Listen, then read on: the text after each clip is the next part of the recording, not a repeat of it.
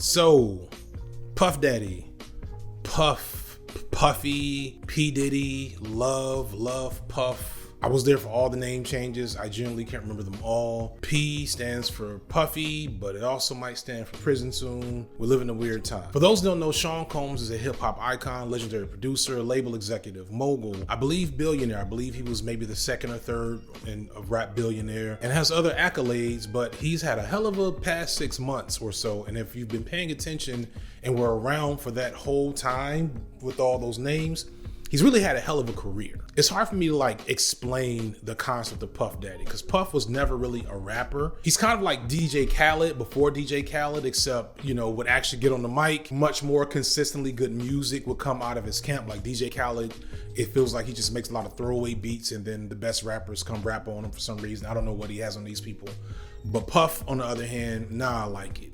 The Puff Daddy albums, pretty spectacular, still hold up. Of course, found Notorious B.I.G. was a part of the most iconic moment in hip hop in the mid to late 90s, was there when Biggie died. And then in the aftermath of Biggie's death, rose to be a superstar all on his own in a way that in retrospect now feels a little bit weird, feels a little bit, sus. But at the time it was this really cool story in hip hop that, a major figure would be lost and replaced by his closest partner. But at the same time, there's a whole lot of other dirty, foul shit happening with Puff that I think we on some level ignored, but also clearly there was a lot of suppression of the things that were happening. It's been an open secret that Diddy was a bad guy. And you get this from the way that many in the media have always talked about him. But I think with his level of power, along with, it seems like, the will to be intimidating, this all just stayed on the wraps, and any accusations towards Puff would not be taken seriously. All that said, Diddy not necessarily being the greatest guy is not where I want to go just yet. What I really want to talk about is the way we're talking about this. For all the things that we're learning and hearing about Diddy, the most prominent aspects of this conversation is that Diddy's name has replaced the word homo in the phrase no homo. And I'm just so disappointed in y'all. I want to grab my cane and just yell at y'all like an old ass man and tell you to cut the grass and cut your hair and pull your pants up. It's bringing out a really bad side of me. I want y'all to just hear me on the reason why the phrase no homo shouldn't even be a thing to begin with anymore. I get it. I said no homo 20 years ago. I get the comedic utility that the phrase has, and I was ignorant to the reality of it at that time. Y'all don't have the same excuse, really. And I'm willing to believe that there is not an explicit desire for harm toward gay people when you all say this.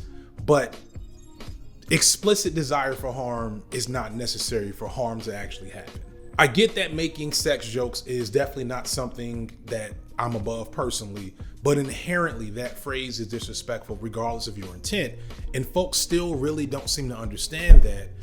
And I need you to get that we're not at a point where we can really be joking like that with gay folks, because they not feeling the humor. They don't seem funny to them, because to them, their experience right now, despite what you think, despite what your uncles are saying in the barbershop, the shit is still kind of serious to them.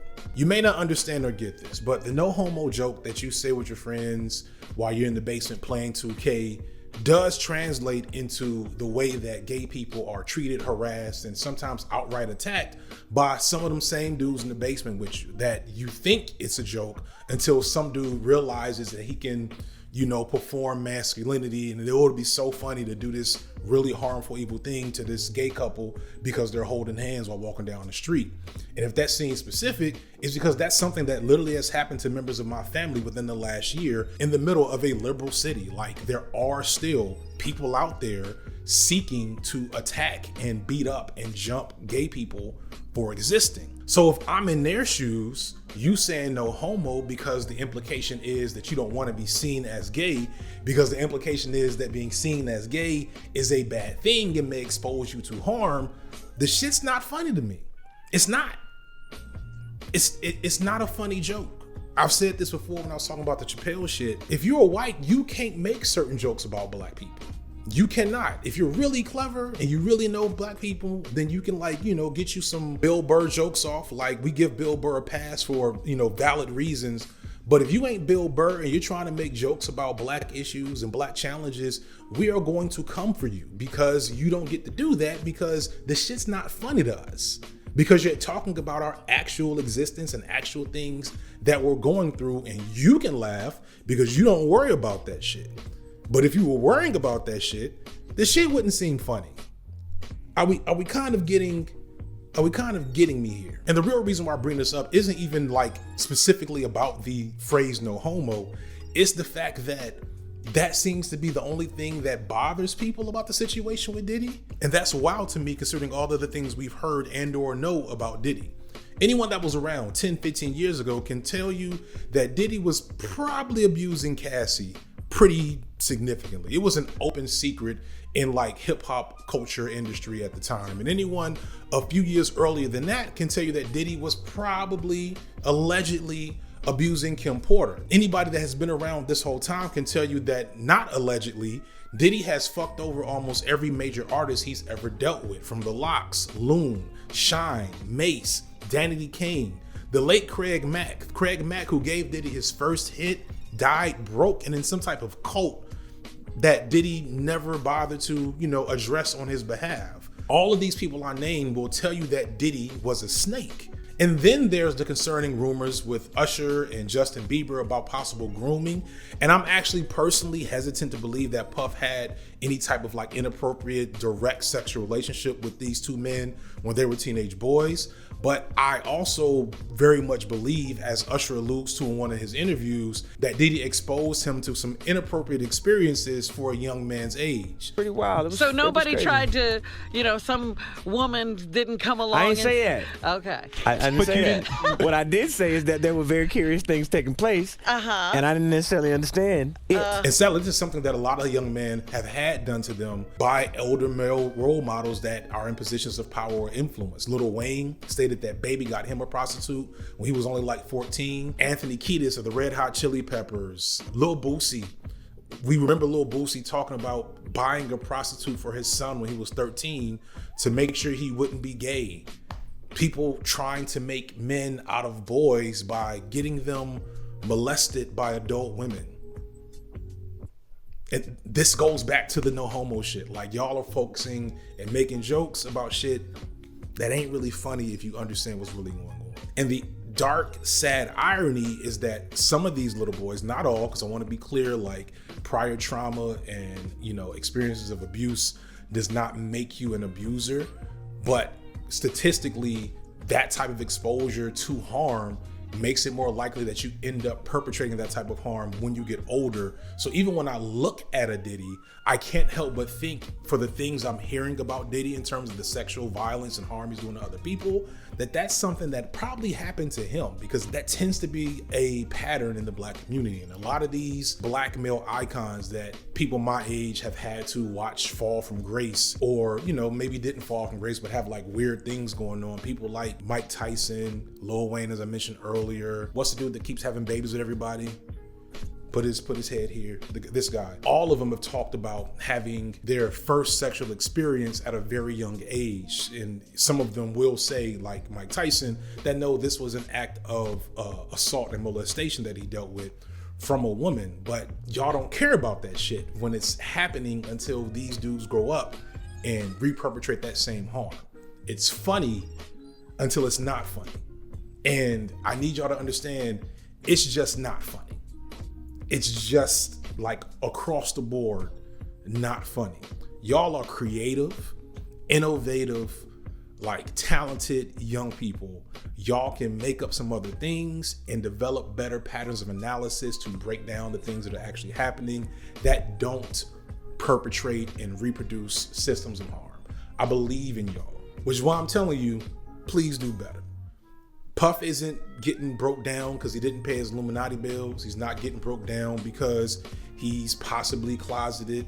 He's not getting broke down because somebody's after him. He's getting broke down. This shit is happening because of his own behavior that, again, is allegedly pretty well documented. Because if the shit they say about Puff is true, I ain't trying to get no cease and desist letters for a 15-minute YouTube video. But yeah, y'all, I expect more from y'all. Please do better. The last thing I want to briefly touch on is how Diddy has a long history of screwing his artists out of their money. Something he has somewhat rectified in the last year, but only after forcing all of his former artists to sign NDAs, reportedly so that they couldn't testify against him, or at least that's the rumor, though considering the accusations that have come out since then, it's likely Diddy knew things were happening and wanted to protect himself as much as possible. Still, the legacy that Diddy has when it comes to taking resources away from his creators is ridiculous, almost as ridiculous as what constantly happens to creators like me here on YouTube. On so many occasions, YouTube's opaque and unfair copyright and monetization systems make it so that large corporations in the form of movie studios or record labels get to take all of the money that I make from a video just because I use 10 seconds of a song or a movie, which is ridiculous because I need every cent of the money I make from these videos, but it's only a drop in the bucket for these giant corporations. And that's just when things get a copyright strike. The other major problem is demonetization, which makes it so you never want to make certain types of content because you know that they'll get demonetized. I've had videos taken down over politics, sexuality, and war because they were deemed not advertiser friendly, though the concept of being advertiser friendly can really differ from topic to topic or video to video. I bring all of this up low-key as kind of a humble brag because I don't worry about this stuff like I used to. And the only reason that's the case is thanks to my streaming service, Nebula. Nebula is an independent streaming service created by YouTubers like myself, where we can have more freedom and resources to make the type of content that we want to make without worrying about the challenges that YouTube presents, along with even more stuff that I didn't even get into. At Nebula, you get the content ad-free, algorithm-free, and without ad reads like this one. And it's not just my content, it's some of the best creators in the genres of science, history, cultural and media analysis, music, lifestyle, etc. All without ad reads, of course, and with a lot of content from these creators that you can't find anywhere else. For example, if you're interested in musicians and artists who have maybe been living on the edge and doing a little too much in their careers, why not check out Volksgeist and Danger Music, a video looking at the careers of some of music's most notorious figures that only could be seen on Nebula because the things he talks about and that happen here really don't work for YouTube. And we're not just talking video essays, we're also talking independent films, docuseries, stage plays, and more. And more is where you come in. Nebula is not a giant corporation. We are independently run, and thus we rely on the direct support of you all to keep pushing the limits on what we can and can't do. That's why we come to you directly to look for your support and investment into our platform. Specifically for me, you can help me get a passion project going that I can't quite talk about now, but that I know a lot of you want to see, just by using my link in the description to get a year's access to Nebula. In doing so, you're not just helping me continue to make content that I don't have to stress over as much with YouTube, you're also supporting independent creators so that they can do the same. Thank you so much for watching the video. Thank you so much, Nebula, for sponsoring the video. I'm FD Signifier, and this has been Light Work.